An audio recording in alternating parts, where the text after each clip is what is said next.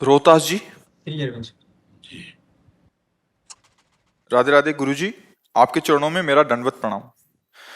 गुरुजी, मुझे किसी से प्रेम हो गया था, लेकिन सामने वाले का कुछ दिन बाद पसंद बदल गया और मुझे धोखा दे प्रेम दिया। जानते हो किसे कहते हैं? तो कह दिया प्रेम हो गया।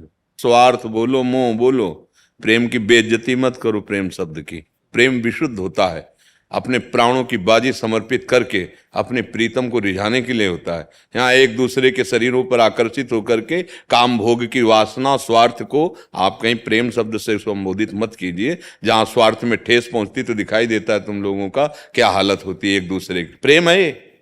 प्रेम का स्वरूप जानते हो क्या है? तभी मना करते हैं कि जो नई अवस्था के बच्चे हो, अभी पाणी ग्रहण संस्कार हुआ, अपने जीवन का नाश कर रहे हो, इसके बाद समझते हो हम प्रेम कर रहे हैं, ये हमारा कर्तव्य है। ये तुम्हारा कर्तव्य है। इस समय व्यायाम करके या अपने धर्मानुष्ठान के द्वारा अपने ब्रह्मचर्य को ठीक करते हुए, इंद्रियों को सदमार्ग में विद्या अध्ययन के द्वारा विनय आदि सद्गुण प्राप्त करते हुए, राष्ट्र सेवा या भक्ति भावना या अपने माता पिता की सेवा, उत्तम कार्यों के द्वारा धन को, इसमें बुद्धि लगानी चाहिए कि इसमें लगानी चाहिए? आज शासन ही तो हट रहा है ना, धर्मशास्त्र का शासन मान रहे हैं, ना माता पिता का शासन मान रहे हैं। तो क्या समझ, यही दुर्दशा हो गई। दुर्दशा यही हो रही है, यही दुर्दशा हो रही है। फिर आगे जानते हो क्या करोगे? इस शरीर को नष्ट करने की सोचोगे। मर्जी वही लिखा है हाँ, पूरा। वही लिखा कि हम पहले बता रहे हैं। जब पापाचरण करोगे, व्यभिचार प्रवृत्तियों में उतरोगे, अभी तुम्हारी क्या अवस्था है? ये अवस्था तुम्हारी व्यभिचार करने की है कि ब्रह्मचर्य से रह करके विद्या अध्ययन करना, सतमार्ग पर चलना, इसके लिए है। फिर इसके बाद ये डिप्रेशन आ जाएगा और फिर इसी भाव में आ जाओगे। बच्चा, अभी अवस्था अनुशासन में रह करके जीने की है। अब आज हमारी परंपराएं ही नष्ट हो रही, गुरुकुल ही नहीं है, वो मर्यादाएं ही नहीं है जिससे हमारे बच्चे जान पाए कि हमारा जीवन किस मार्ग में चलने से मंगलमय होगा। ये अवस्था है ब्रह्मचर्य नाश करने की। बहुत नुकसान हो गया गुरुजी में ये। आज से समझ जाओ बच्चा, आज से समझ जाओ। अब लो नशानी अब ना नसइयो, कोई नहीं, शांति से। हमसे फिसलन हो गई, हमसे गलती हो गई, उसको संभालो। अब उसको इतना दिमाग में ना ले लो कि आप डिप्रेशन में पहुंच जाओ। आप शरीर नाश के विषय की बात सोचो। गलती सबसे हो जाती है, मार्ग में चला जाता है, कभी त्रुटि हो जाती है, ये बहुत बड़ी गलती है। क्योंकि इस समय ये गलती करने का अवसर नहीं है। माया का ऐसा प्रवाह है, यौवन का ऐसा प्रवाह, यौवन ज्वर के ही नहीं बलकावा। गलती हो सकती है, पर गलती में फंसे रहना या गिरकर उसी के चिंतन में सड़ते रहना दिमाग को, ये नहीं। नहीं, मानव जीवन इसलिए नहीं मिला। सत्संग करो, स्वाध्याय करो, विवेक प्रकट करो बुद्धि में, और तत्काल उसको काटना सीखो, आगे बढ़ो। नहीं, मन तो ऐसा फंसा देगा, जीवन जेल में बने रहोगे। पूरी सृष्टि जो भगवान के ईश्वरी शक्ति से चल रही, उसको पहचानो। उस ईश्वर ही सब में है। स्त्री पुरुष के वस्त्र हैं, ये पोशाक हैं, ये धर्म का पालन करने के लिए पाणी ग्रहण संस्कार करना, बच्चे उत्पन्न करना, उनका पालन पोषण, ये धर्म के लिए। और जो धर्मो रक्षति, तो रक्षिता धर्म उसकी रक्षा करता है, और धर्म से चलने वाले का परिणाम आखिरी मोक्ष होता है। बीच में अर्थ और काम है, धर्म अर्थ काम मोक्ष, वो परिणाम आप कोई सुनना ही नहीं चाहता। छोटे छोटे बच्चे नशा कर रहे हैं, नाना प्रकार के अस्त्र क्रियाओं के द्वारा वीर का नाश कर रहे हैं। ब्रह्मचर्यहीन जीवन क्या जीवन? गंभीर बनो, विश्वास करो, भगवान बड़े कृपालु हैं। कितना भी कोई गिर जाए, हमारे प्रभु पिता के समान उसको दुलार करते हैं। ये बातें तो बिल्कुल जो लिखी है ना तुमने, तो ये बिल्कुल सोचना मत। तुम अच्छे बन जाओगे, तुम महान बन सकते हो। एक से एक पतित वैश्यागामी भगवत प्राप्त हो गए, तो तुम तो अभी बच्चा हो। हम केवल नाराज तुम्हारी अवस्था के कारण है कि तुमको जिन खेलों में नहीं उतरना चाहिए, उन खेलों में उतर गए। अब बंद करो, कुछ दिन जैसे व्यायाम करो, 2 किलोमीटर दौड़ लगाओ, थोड़ा अच्छे पदार्थ पाओ, गंदे दृश्य मोबाइल में मत देखो, गंदे बच्चों का संग मत करो, कोई हरकत गंदी मत करो। अभी 1 साल में आप फिट हो जाएंगे। जो धातु है उसको घर्षण क्रिया से गर्म करना, या गंदी बातें देख करके, एक मनोवाह नाड़ी है, वो पूरा जैसे दही से मंथन करके मक्खन निकाल देती है, ऐसे रक्त में समाये हुए सप्तम धातु को निकाल देती है वो। चाहे वो स्वप्न दोष कहो उसे, या फिर ऐसे स्वाभाविक। अगर आपका चिंतन एकदम गलत हो जाएगा, तदात्म हो जाएगा, तो नष्ट हो जाओगे, मतलब आप नहीं रोक पाओगे। आप अपना पहले चिंतन संभालो, गंदे दृश्य देखना, गंदे बच्चों का संग करना, गंदी बातें सुनना, फिर क्रियाओं पर दृष्टि डालो। कदापि ऐसी गंदी क्रियाएं नहीं जो आपको इस दुख में पहुंचा दे, तो बिल्कुल ऐसा नहीं, ठीक है ना। 2 किलोमीटर रोज दौड़ो, थोड़ा दंड बैठक मारो, शुद्ध व्यायाम, थोड़ी देर बैठकर, अगर पद्मासन में बैठ जाओ, नहीं आता बैठना, तो ऐसे सुखासन में बैठ जाओ, थोड़ा प्राणायाम करो। जो योगी महापुरुष जन शिक्षा देते हैं वो स्वास्थ्य के लिए बहुत लाभदायक है। प्राणों का जब संशोधन होता है तो हमारे सोए हुए जो अंग हैं वो जागृत होने लगते हैं, हमें ज्ञान शक्ति बढ़ती है, हमें अध्यात्म शक्ति पाने की लालसा जागृत होती है। योग बड़ा पवित्र मार्ग है। तो थोड़ी देर योगासन करो, प्राणायाम करो, और गंदे दृश्य जो देखने की वृत्ति बना ली उनका, और पूर्वन जो हो गया उसको काट दो। मानो पूर्व का जन्म था, आज से नया जन्म मान लो। अब लो नशानी, अब ना नशे हो, भगवान बड़े कृपालु हैं। बच्चा तुम महान बन सकते हो। अगर तुम जैसे शरीर आदि छोड़ने की बात कर, कोई 5 स्टार होटल रखे हैं क्या? शरीर छोड़ोगे वहां व्यवस्थित हो जाओगे, बहुत दुर्गति होती है। अरे अभी सारी दुर्गति तुम मिटा सकते हो बच्चा, तुम भगवान को प्राप्त हो सकते हो। अभी तुम कमजोर थोड़ी हो, अब कमजोर मत बनना, अच्छे बच्चे बनो। थोड़ा गलती हो गई, अब उसको भूल जाओ, जैसे मानो गंदा स्वप्न, अब आगे नया जीवन निर्माण करो। ठीक है? हाँ, नाम जप करो, ठेका ले सकते। पहले नाम और जो आचरण बताए ना, पहले आचरण करो बच्चा। कोई भवन बनने के पहले नींव निर्माण किया जाता है। तुम्हारा अभी मनुष्यता तो आ जाए। ये तो प्रेमी बहुत ऊंची स्थिति है ना। पहले हम मनुष्य बने, फिर हम साधक बने, फिर हम साध्य वस्तु में तन्मय हो, तब प्रेम का प्रादुर्भाव होता है।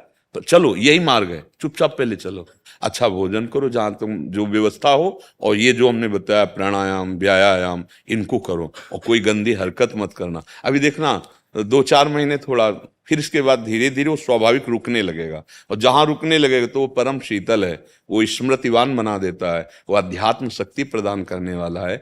जिनको आज हम कल खिलवाड़ में नष्ट कर रहे हैं ना ब्रह्मचर्य, ये हमारे समाज को ही मिटिया मेट कर रहा है। इतनी सहन शक्ति नहीं रह गई, एक दूसरे की थोड़ी बात नहीं सह सकते। क्यों? क्योंकि अब बल ही नहीं है, अध्यात्म बल नहीं। आप मांस आदि खा करके बहुत मोटा शरीर कर सकते हो, लेकिन अध्यात्म बलशाली नहीं हो सकते। अध्यात्म बल ही जीवन को समस्त दुखों से मुक्त करके परम सुख में पहुंचाता है। समझ ना? बस इतना पहले मनन करना जो सुना है। अमन सिंह जी। श्री हरिवंश। पूज्य गुरुदेव भगवान, आपके चरणों में कोटि कोटि प्रणाम।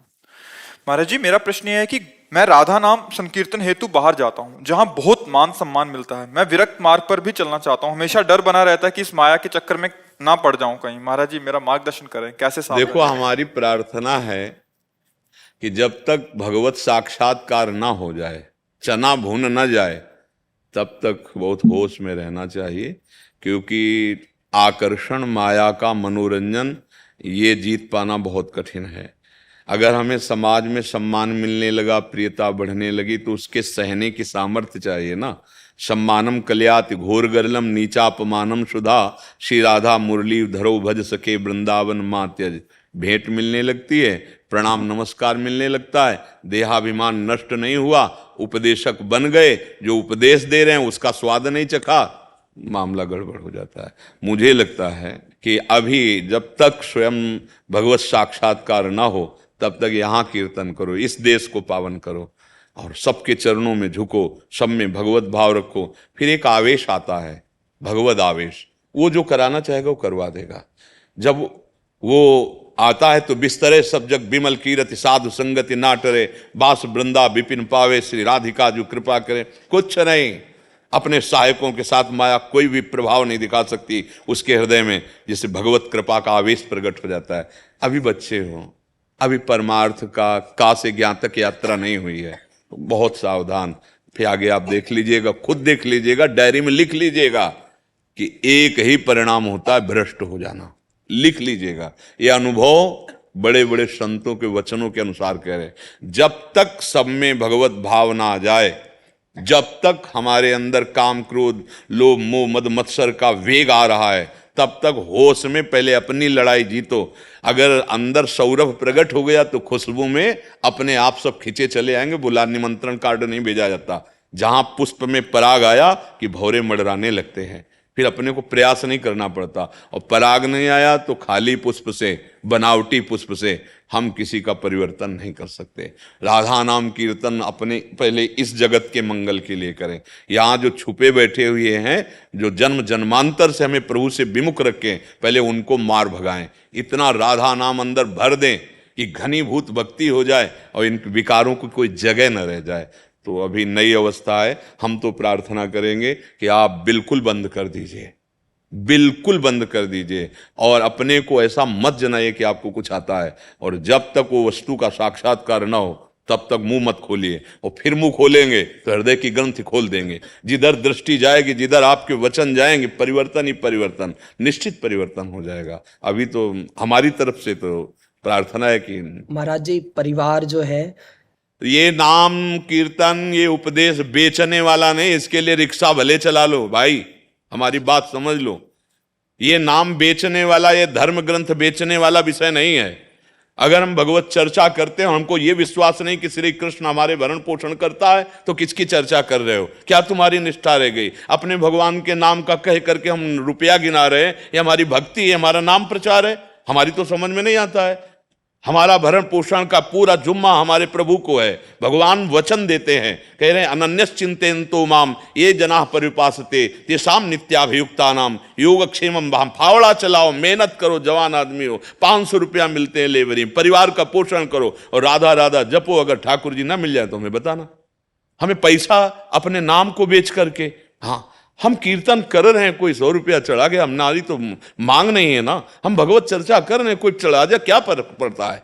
क्या श्री कृष्ण नाम, श्री कृष्ण कथा कोई करोड़ों में खरीद सकता है क्या? हाँ, नहीं चढ़ाया तो हमारी कथा करना हमारा स्वभाव। स्वांता सुखाय तुलसी रघुनाथ गाथा। हम नाम कीर्तन कर, लेकिन नाम कीर्तन हम तय करके जाएं अर्थ के लिए कि हमारा परिवार पोषण हो। तो हमें लगता है फावड़ा चला लीजिए, किसानी कर लीजिए, व्यापार कर लीजिए, किसी के यहाँ नौकरी कर लीजिए और खूब छुप के भजन कीजिए, सिद्ध पुरुष हो जाओगे। राजसु यज्ञ में स्वपच वाल्मीकि पूजा, ये बहुत चिंतन का विषय है। दोना पत्तल विचार सोहनी लिए हुए, दोना पत्तल महाराज युधिष्ठिर के वहां फेंकता था। पूरे ब्रह्म ऋषि सब महापुरुष राजसु यज्ञ में आए थे और पूर्णता उसी से करवाई भगवान ने। क्यों? ये सब करके एकांत में बैठ के भगवान का नाम लेकर रोते रहते थे। ऐसे अकिंचन, ऐसे अमानी महाभागवत को भगवान ने राजसु यज्ञ की पूर्णता का प्रतीक बनाया। उसके पवाने पर राजसु यज्ञ पूर्ण हुआ। अगर भक्ति की बात, अध्यात्म की बात है, तो नाम बेच करके यदि हम भरण पोषण परिवार का करना चाहते तो मुझे नहीं लगता कि आप परमार्थ के पथिक हो। नहीं, बिल्कुल नहीं, परमार्थ नहीं हो सकता। बेचे वेद धर्म दुई ले ही, ये कलयुग में बहुत होगा, पहले लिखा हुआ। बिल्कुल ऐसा मत करो। यदि आप कृपा करके सामने आए हो तो मेहनत, हम तो पक्का कहते हैं भगवत चर्चा और नाम बेचने की जरूरत नहीं है। उनके नाम में इतनी सामर्थ्य है, जब वो स्वयं बिक जाते हैं तो फिर हम बेचें उस नाम को। सुमिर पवन सुत पावन नामो अपने बस करी राखे रामो। नाम वो वस्तु है, आराध्य देव को अधीन कर लेता है, फिर वो अंतर्मुक्ता नहीं आएगी। वो फिर हमारा मतलब मन नहीं कहता कि ऐसे किसी को परम लाभ प्राप्त हो जाएगा, ऐसे नहीं होगा। राधा राधा जपो, मेहनत करो अर्थ प्राप्ति के लिए, परिवार की सेवा के लिए। नौकरियां हैं, अरे हम कह रहे जैसे लेबरी करें, 500 रुपया मिलता है ना, अपने माता और नाम जप कर रहे हो ना, वो देख रहा है मालिक। हाँ, खूब ईमानदारी से, सच्चाई से भजन करो और रूखा सूखा खाओ, क्योंकि वैराग्य मार्ग में चले हो। जैसे भगवान रखे, जब मन की अवस्था भगवदाकार हो जाती है तब ये हो जाता है, अब जोई जोई प्यारो करे सोई मोहि भावे। महलों में राखो चाहे झोपड़ी में बास दो, आपके ऊपर रहे। लेकिन जब तक उसकी प्राप्ति नहीं, तब तक आपके दिए हुए सुख और सुविधाओं को मैं स्वीकार नहीं करूंगा। आप मिलो, पहले आप मिलो, आप मिलने के बाद फिर जैसा मना हो वैसा चलाना। जब तक आपको हम नहीं देखेंगे, जब तक आपका साक्षात्कार नहीं होगा, तब तक हम आपके द्वारा दी हुई सुख सुविधाएं नहीं स्वीकार करेंगे। जब तक सच्चाई से चले तो भगवत प्राप्ति होती है। हम तो प्रणाम करते हैं उनको जो रिक्शा चलाते हैं, वृंदावन वास करते हैं, सत्संग सुनते हैं, नाम जप करते हैं, मेहनत करते हैं, मेहनत करके खाते। न प्रणाम उनको कोई कर रहा है और न भेंट ले रहे हैं, बढ़िया भजन उनका सुरक्षित बच रहा है और मेहनत करके परिवार का पोषण सीधा हम वास कर रहे हैं। तो अगर वैरागी है तो रात दिन हमारी केवल एक ही ड्यूटी है, अनन्य चेता सततम यो माम स्मृति नित्यशा। रात दिन भगवान का चिंतन और सुखी रहे समाज। हम जिससे वस्त्र लेते हैं, जिससे भोजन लेते हैं, भजन का हिस्सा जाता है। जाओ सर्वे भवन्तु सुखिना सर्वे संतु। जो संत जन है ना, बोले ना बोले, अपने आप आशीर्वाद जाता रहता है, क्योंकि भजन कर रहे ना, उनका प्रभाव। जैसे प्रणाम कर रहा है तो भजन कट के उसके पास जाता है। कुछ शरीर पोषण के लिए तो उस जो हम ले रहे हैं तो भजन का हिस्सा जाएगा। अब अगर सोचो भजन आनंदी नहीं है तो कर्जा ही चढ़ेगा। उतना ही प्रयोग करो जितनी आवश्यकता, और डट के भजन करो तो भगवान प्रसन्न हो जाएंगे। वैराग्य और गृहस्थी में मेहनत करो। हमें ये मार्ग नहीं चयन करना, जैसे आपने कहा ना कि हम नाम कीर्तन करके परिवार, ना भाई ना, ये मार्ग बहुत खतरे में फंस जाओगे, निकलना मुश्किल हो जाएगा। जैसे नाम प्रचार है ना, तो आप जितने भी नाम प्रचारक हुए सब सिद्ध पुरुष हुए, सिद्ध महापुरुष हुए। आप देखो श्री प्रभुपाद जी महाराज ऐसे लोगों में नाम प्रचार किया जो हमारे नाम को जानते ही नहीं थे, जो हमारे इस मार्ग को जानते ही नहीं थे, उनकी बुद्धि को पवित्र किया। श्री नित्यानंद महाप्रभु, ठाकुर हरिदास जी शराब पी रहा था, सामने पी रहा था, वो जगाई मधाई शराब के नशे में भी था, शराब भी पी रहा था, प्रहार किया उनके ऊपर, उनका ये सिद्ध पुरुष महापुरुष। हमारी सामर्थ्य है माया के प्रहार को हम सह जाएं। आप सोचो, इतने सिद्ध महापुरुष हैं, 3 दिन लगातार नवीन वैश्या उनको भ्रष्ट करने के लिए गई ठाकुर हरिदास जी के लिए, वो भजन करने वाली बन गई, उनकी वृत्ति नहीं बिगड़ी। बच्चा पहले परिपक्व बनो और धन कमाने के लिए व्यापार करो। ये मतलब ये ठीक नहीं है कि हम भगवान का यश बेचें या भगवान का नाम बेचें। हमने कीर्तनकारों को देखा है, हमारे यहाँ एक आते थे श्री कीर्तनिया बाबा जी, नहीं आते थे, हाँ आंसू चल रहे हैं, 2 घंटे 3 घंटे ऐसा नाम कीर्तन छा जाता। पर उनका नियम था, श्री जी के प्रसाद के सिवा वो जहां कीर्तन करते थे कुछ नहीं लेते थे। जो भोग ठाकुर जी को लगा, ऐसे भोजन वो अपनी कुटिया में पाएंगे, आके भोजन भी वहां नहीं पाएंगे, और पैसा और लेने, तो ये दशा थी जहां और राधा ऐसा लगता है कि बाबा गाते ही रहे। तो मुझे लगता है ये है भगवत प्राप्ति के लिए, और ये जीवन जीने के लिए। तो जीवन जीने के लिए मेहनत कर लो, पैसा कमाओ, परिवार का पोषण करो, और भगवत प्राप्ति के लिए, परिवार का मंगल करने के लिए राधा नाम जप करो। हमारी ऐसी प्रार्थना है। मनीष जी मिर्जापुर से। राधा वल्लभ श्री हरिदास। गुरुदेव आपके चरणों में कोटि कोटि प्रणाम। महाराज जी, मैं पिछले 9 महीने से YouTube के माध्यम से आपके अमृतमय वाणी को सुनने और जीवन में उतारने का प्रयास आपकी ही कृपा से कर रहा हूं। आपकी कृपा से अभक्ष भोज एवं पेय पदार्थों का भी पूर्णतः त्याग कर दिया है। भगवान, इस शरीर को जेल विभाग में कर्म करने का अवसर प्राप्त हुआ है, जहां पर जेल विभाग में जहां आपराधिक प्रवृत्तियां व नकारात्मक विचार की बहुल्यता है। परंतु महाराज जी, आपकी कृपा से इन दुर्गुणों का प्रभाव ना पड़कर प्रिया प्रीतम की दर्शन की लालसा बढ़ रही है। महाराज जी, यही था कि ऐसी आपकी कृपा बनी रहे। यही धन्यवाद है कि आप वचनों को स्वीकार किए। तो कुसंग, वो तो कुसंग का गढ़ है, वहां जितने गए सब कुसंगी ही गए हैं। जेल में कुसंगी तो गए हैं, उनके बीच में रहकर आपके मन में प्रिया प्रीतम के प्रति भाव आ रहा है। तो यही होता है भगवत वचनों का प्रभाव। जित संग दोषा अध्यात्म नित्या विनिवृत्त कामा, जो भगवत प्रेमी महात्माओं के वचनों का आश्रय ले लेता है। तो देखो, ऐसे कुसंग में रहते हुए भी आपके हृदय में ये बात आ गई कि मुझे प्रिया प्रीतम की प्राप्ति करना है। ये सबसे बड़ी बात है, ये सबसे बड़ी बात है। अगर आप यहाँ हमारे आसपास रहते होते और ये बात बोलते तो कोई खास बात नहीं थी, क्योंकि यहाँ परमाणु बिछे हुए हैं, यहाँ भाव बिछा हुआ है। लेकिन आप ऐसी जगह रह रहे हैं जहां केवल कुसंग ही कुसंग है, और उस जगह आप वाणी श्रवण करके ये निश्चय करते हैं कि मुझे प्रिया प्रीतम की प्राप्ति का, तो अहोभाग्य है आपका। कोई पूर्व जन्म का सुकृत उदय हुआ है, जो संतों की वाणी पर ऐसी श्रद्धा और भगवान से मिलने की चाह, मिलने की यही चाह ऐसी प्रबल हो जाए कि जैसे प्यासा आदमी कई दिन का हो, उसे रबड़ी पिलाई जाए तो नहीं पिएगा, वो कहेगा पानी। जैसे श्वास लेने की, ये हमारे अंदर जैसे जल में डुबोया जाए और श्वास लेने की प्रबल इच्छा होती, केवल एक इच्छा श्वास लेने की, ऐसी यदि हमें भगवत साक्षात्कार की इच्छा हो जाए तो वहीं जेल में गोविंद मिल जाएंगे, कहीं जाना नहीं पड़ेगा। वहीं जेल में वो वहां जाएंगे और दर्शन देंगे। बस नाम जप करते रहना, और उचित, जैसे अधार्मिक प्रवृत्ति को शासन में लेने के लिए दंड पूजा है, ऐसे नहीं समझाया जाता। ये चतुरता होती है उपासक की। ऐसे तो हम हैं कहां, जहां धर्म है, और जहां अधर्म की प्रक्रिया, वहां मैं जान रहा हूं कि मेरे प्रभु हैं, पर उन प्रभु के लिए दंड रूपी पूजा होगी। अगरबत्ती धूप बत्ती हाथ जोड़ना नहीं होगा, क्योंकि वो कुसंगी बुद्धि वाले ऐसे नहीं माने, पर उनमें भी भगवत भाव कर ला है। आवश्यकता पड़ने पर दंड रूपी उनकी पूजा करनी, बिल्कुल निश्चिंत रहो, वहीं भगवत साक्षात्कार हो जाएगा। भगवत साक्षात्कार के लिए भटकना नहीं होता, अंदर आना होता है, बाहर से समेटना होता है, अंदर से नाम चल रहा है, बस आश्रय गुरु गोविंद का है, डरने की जरूरत नहीं, वहीं सब बात हो जाएगी। एक प्रताप राय जी के बहुत संपत्ति का कारोबार चलता, तो बड़े महान भागवत थे प्रताप राय जी, उनका चरित्र है। उनके यहाँ ये व्यापार चलता कुल परंपरा से कि जैसे आपको कोई कार्य है, ब्याह आदि ऐसे कार्य करने, तो आप अपने संपत्ति रख जाइए, जैसे स्वर्ण आदि, और जितना रुपया चाहिए आप ले जाइए, फिर ब्याज सहित रख जाइए और संपत्ति ले जाइए, वो स्वर्ण आदि आभूषण ले जाइए। ऐसा उनकी कुल परंपरा से चल रहा था। वो एक बॉक्स रखे थे, आप अपना स्वर्ण रख दो, और एक मुनीम रखे थे, उससे पैसा दिलवा देते थे जितना, जब आपको लगे तो कम ब्याज में आप रख जाना और ये ले जाना, और हर समय नाम जप करते रहते थे। परम धर्मात्मा थे। जब भगवत साक्षात्कार का समय आता है तो दो प्रकार की प्रक्रियाएं होती है।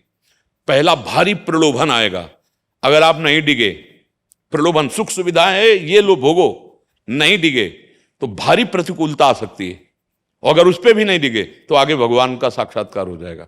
ये दो माया जाल अपने डालती है।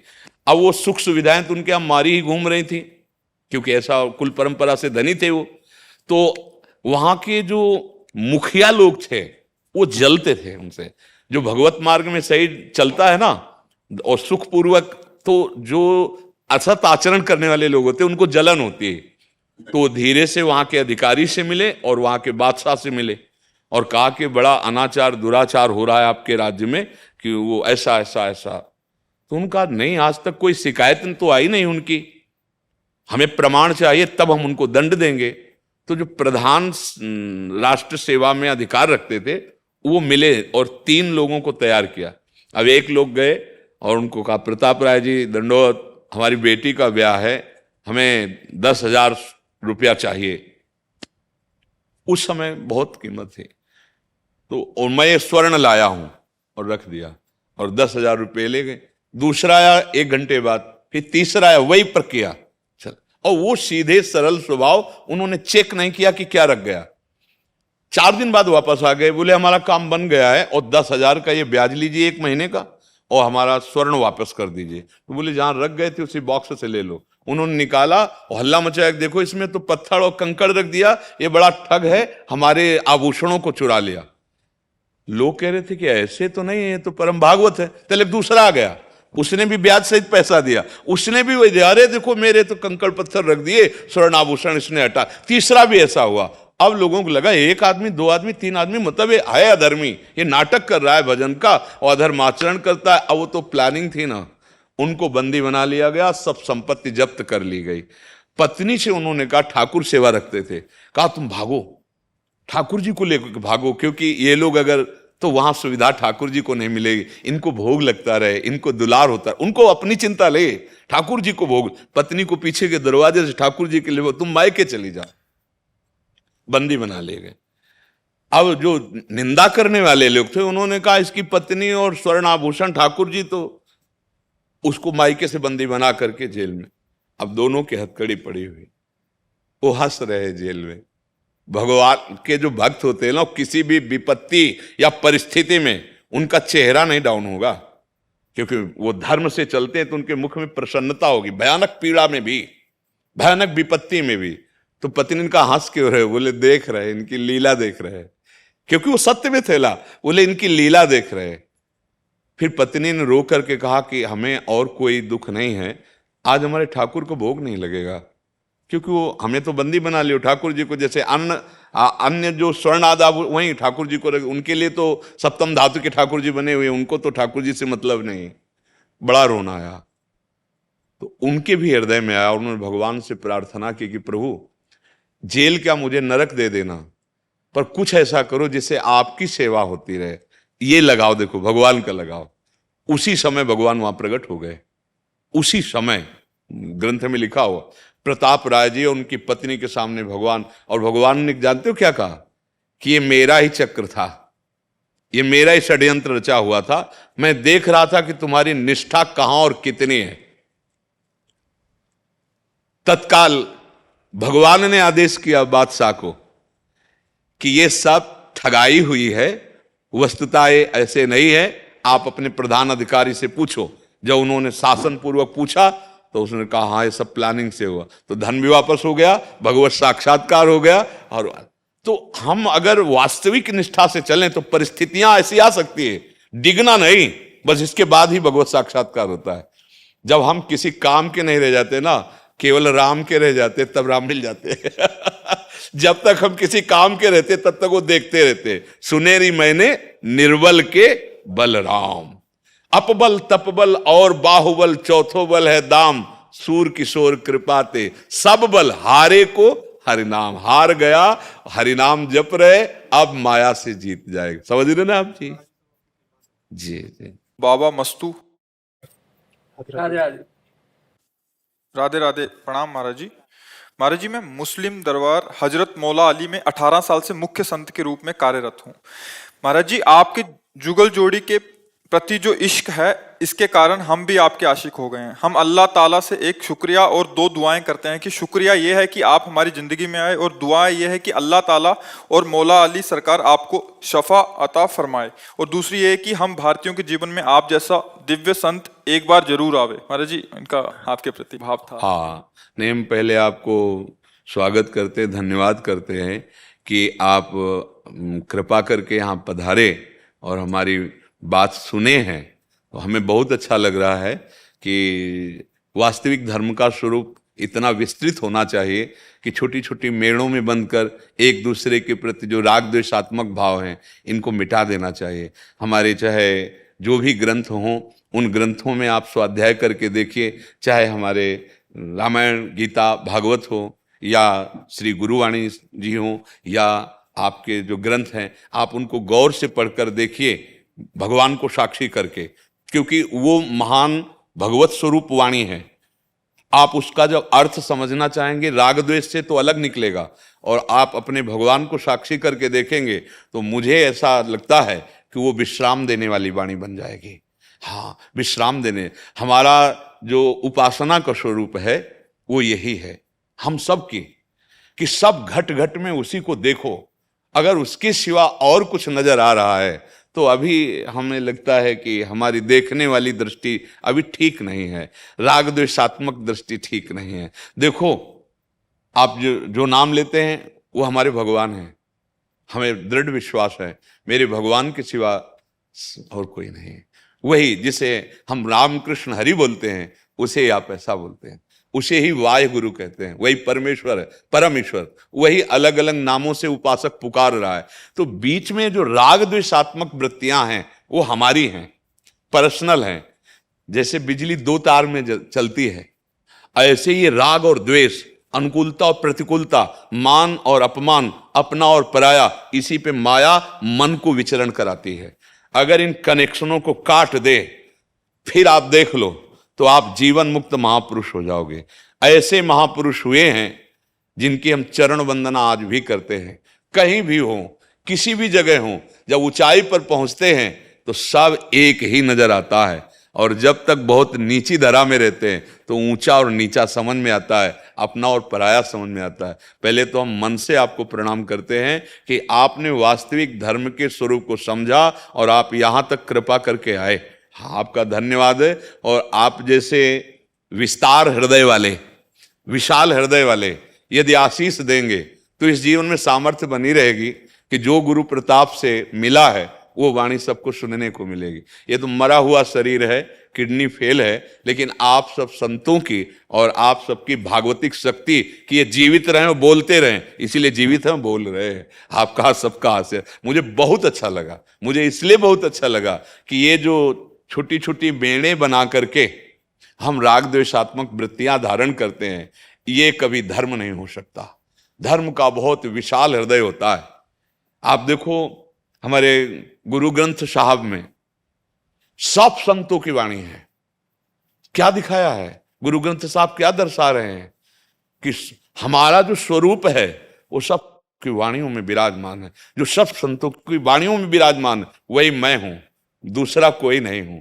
ऐसे ही जितने भी हमारे धर्म ग्रंथ है वो सब एकता सिखाते हैं। अनेक को एक में करके और लीन हो जाए, यही जीवन मुक्त अवस्था है, चाहे चाहे जिस मार्ग का पथिक हो। आज हम सब अपने मार्गों से भटक रहे हैं, छोटे छोटे शब्द बोलकर, छोटी छोटी भावनाओं में एक दूसरे का अपमान करते हैं, एक दूसरे को हिंसात्मक वृत्ति से देखते हैं। मुझे तो नहीं लगता कि वो धर्मात्मा है या वो धर्म के ज्ञान रखने वाले हैं, ऐसा नहीं है। इसलिए हमें बहुत अच्छा लगा कि आप पधारे, आप कृपा करें, तो आपको भी माला पहनाइए, हाँ, और सम्मान कीजिए। हम प्रणाम करते हैं आपको कि आप में इतनी हिम्मत आई कि आप कृपा करके यहाँ तक पधारे। हाँ, बिल्कुल। सोमा यादव जी, प्रिय प्रकाश जी, राधा वल्लभ श्री हरिवंश। महाराज जी, श्री जी की कृपा एवं आपके सत्संग के प्रभाव से हमें भगवत प्राप्ति की इच्छा जागृत हो गई है। यद्यपि हम पति पत्नी संतान उत्पत्ति में सक्षम हैं, परंतु हमारा लक्ष्य सिर्फ भगवत प्राप्ति की राह पर चलना है, अर्थात हम संतान उत्पन्न नहीं करना चाहते। गुरुजी, हमने सुना है कि गृहस्थ जीवन में संतान उत्पत्ति अनिवार्य है। महाराज जी, हमारा मार्गदर्शन करें कि हम क्या करें। अभी हम भगवत प्राप्ति करना चाहते हैं। तो संतान उत्पत्ति क्रिया भगवत प्राप्ति में कोई बाधक नहीं है, उसे भगवान के ऊपर छोड़ दो, तुम्हारे प्रारब्ध में होगा तो हो जाएगी। तुम संकल्प क्यों करते हो कि मैं करूंगा या नहीं करूंगा? दोनों फंसने वाली बातें हैं। नहीं करूंगा तो उतने बाधक है, करूंगा उतने बाधक है। तो इस संकल्प को भगवान के ऊपर छोड़ दीजिए। उनकी इच्छा होगी, संतान का संयोग होगा तो तुम्हारे ना चाहने पर भी हो जाएगा, और अगर नहीं है तो प्रयास करके देख लो, नहीं होगा तो वो तो ऊपर छोड़ दो। अब हमारा लक्ष्य है भगवत प्राप्ति। अब कैसे होगी, इस बात को केवल समझना है। पत्नी में, परिवार में, सब में प्रभु बैठे हुए हैं। वो केवल आपकी भावना के कारण पत्नी बने हुए हैं, पुत्र बनते हैं, पिता माता सब दिखाई दे रहे हैं, वस्तुतः भगवान ही हैं। हर घट में केवल भगवान बैठे हुए हैं। ये सच्ची बात तुमसे कह रहा हूं, उनके सिवा कोई नहीं। इस नाटक को जो जान जाए वो जीवन मुक्त हो जाए। भगवान स्वयं अपने श्रीमुख से कह रहे हैं, मत्तः परतरम नान्यत किंचिदस्ति धनंजय, मेरे सिवा कोई भी नहीं है। पत्नी के हृदय से वो अभी अंतर्ध्यान हो जाए, आप 5 मिनट उसको गले नहीं लगाना चाहेंगे, क्योंकि भगवान चले गए। अब उस शरीर को आप भस्म कर देंगे या गाड़ देंगे, फेंक देंगे। हम सब अनजाने में भगवान से ही प्रेम करते हैं। बस भगवत प्राप्ति इसी भाव से होती है। हम समझते हैं केवल माला चलाना भजन है, हम समझते हैं आरती करना केवल भजन है। ये भजन के अंग हैं, संपूर्ण भजन है। अंदर से भगवत आश्रय, सब में भगवत भाव, और जोई जोई प्यारो करे सोई मोई भावे। मेरे प्रभु जैसे विधान में मुझे रख रहे हैं, मैं संतुष्ट हूं, और अंदर अंदर उनका चिंतन चल रहा है, नाम जब चल रहा है, इसी से भगवत प्राप्ति हो जाती है। ऐसा नहीं कि नरसिंह मेहता जी के संतान नहीं थी क्या? चरित्र नहीं सुना नरसिंह मेहता जी के? पुत्री थी, पुत्र थे, क्या वो भगवत प्राप्त महापुरुष नहीं? अरे सेवक की भांति भगवान खड़े रहते थे, जहां पुकारते तो सेवक की भांति। ऐसे महान प्रेमी नरसिंह मेहता जी। ये मन में जो बात आ गई आपके, ना हो, मान लो प्रयासरत रहे, नहीं हुआ है तो हमें उदास नहीं होना है। जो पुत्र के संयोग से हमारी कुल परंपरा चलती है, तो हम गोपाल जी को पुत्र मान लेते हैं, भगवान को, और उन्हीं के लिए तो सारे धर्म कर्म हैं, और उनमें चित्त जोड़ देते हैं। अब 21 पीढ़ियां तर जाएंगी, आपकी तो बात क्या। जो भगवान को अपना मान ले, ऐसे वो महामहिम है, उनको पुत्र मान लो तो पुत्र बनने के लिए तैयार है, पिता मान लो पिता बनने के लिए तैयार है, उनको दोस्त मान लो तो दोस्त बनने के लिए तैयार है। जिस भाव से भजो, उनको गुरु मान लो, अरे उनको शिष्य मान लो तो शिष्य बनने के लिए। संदीपनी जी के शिष्य बने बैठे हैं ना भगवान श्री कृष्ण, वशिष्ठ जी विश्वामित्र जी के शिष्य बने बैठे हैं ना राम जी। बस हमें भगवान से जुड़ जाना, हमारी चित्त वृत्ति उनसे अपनापन कर ले, बस इसी से भगवत प्राप्ति होती है। जितने भी ग्रंथ हैं, जितने भी मार्ग हैं, सबका एक ही उद्देश्य है, संसार का विस्मरण करके भगवान के स्मरण में तन्मय हो जाना। संसार में राग द्वेष, स्त्री पुरुष, जड़ चैतन्य, ये नानात्व का जो स्मरण हो रहा है, इसको भूल जाना और एकमात्र प्रभु के चिंतन में डूब जाना, जिसे तन्मयाहा संस्कृत में कहते हैं। देवर्षि नारद जी, वो भक्त तन्मयाहा, अर्थात सारी क्रियाएं करते हुए अंदर से वो प्रभु में तन्मय रहता है। ऐसा जीवन मुक्त है, मरने के बाद मुक्त होने की बात नहीं, वो जीते जी माया मुक्त महापुरुष है, और माया मुक्त पुरुष ही भगवान का दर्शन कर पाता है। अभी हमारे माया के नेत्र हैं, हमें स्त्री दिखाई देता, पुरुष दिखाई देता, अच्छा दिखाई देता, बुरा दिखाई देता है। और जिस दिन हमारे नेत्र पवित्र हो गए तो केवल भगवान ही भगवान। जैसे गोपीजन देख रहे हैं ना, जित देखूं तित श्याममयी है।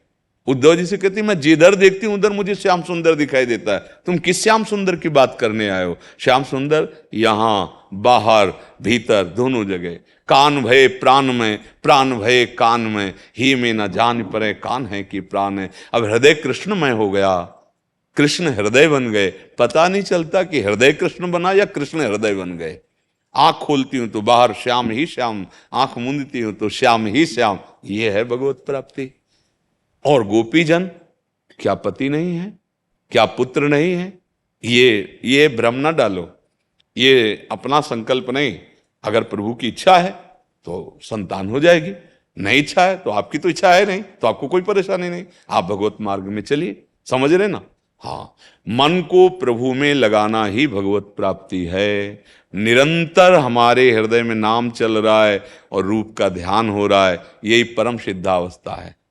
नाम और रूप, मुख में नाम चल रहा है, हृदय में गुरु का ध्यान हो रहा है, बढ़िया, इष्ट का ध्यान हो रहा है, यही सिद्धावस्था की तरफ ले जाता है। तो नाम जब करते रहिए और इस बात में मत पड़िए, अपना कोई संकल्प मत रखिए।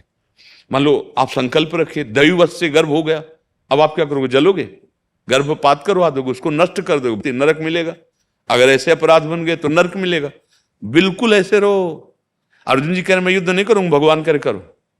बिल्कुल ऐसे रहो, जैसे आदेश मिले, जैसा विधान बनता चला जाए उसे देखते जाओ, उनका विधान मानकर सुखी रहो, अंदर अंदर सुमिरन करते रहो। ठीक है? राधा राधा राधा राधा राधा राधा राधा राधा राधा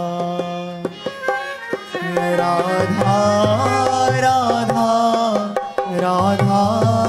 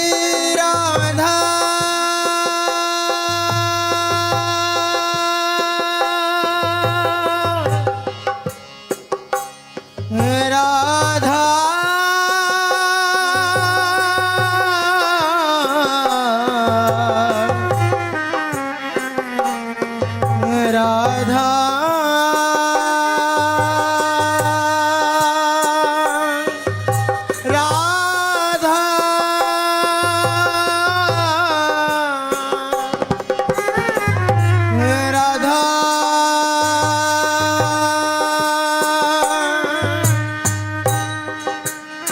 श्री राधा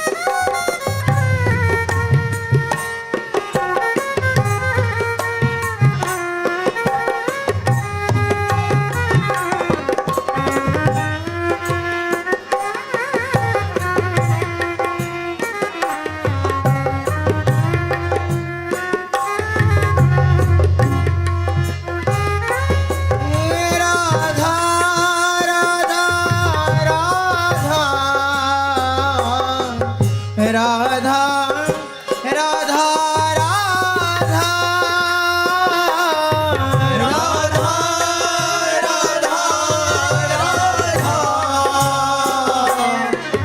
राधा राधा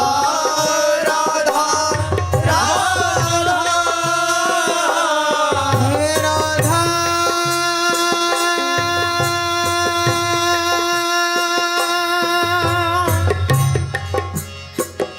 श्री राधा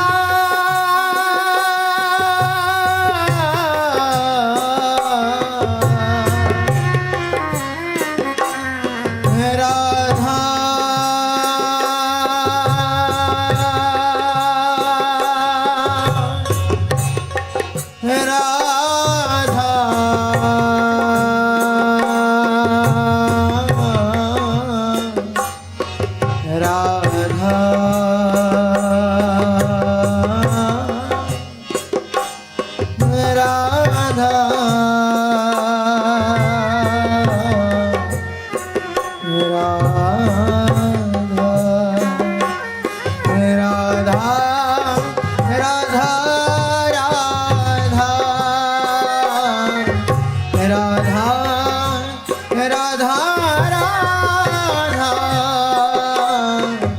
राधा राधा